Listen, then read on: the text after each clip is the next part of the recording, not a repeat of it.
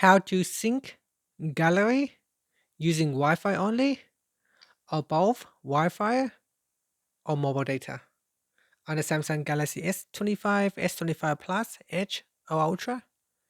First, tap on the home button to return back to the home screen. Now from the home screen, we open up gallery on your home screen or in the app screen. In here, open up gallery. Now in gallery, make sure you go back to the gallery homepage. Then we go down and tap on menu.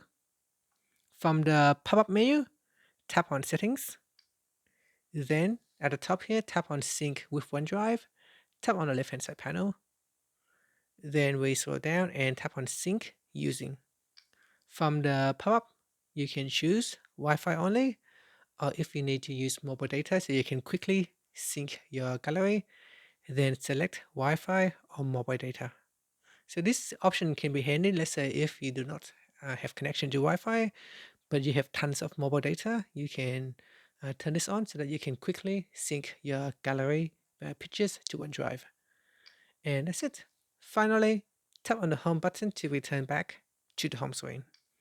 Thank you for watching this video. If you find it helpful, please like and subscribe to my channel for more videos.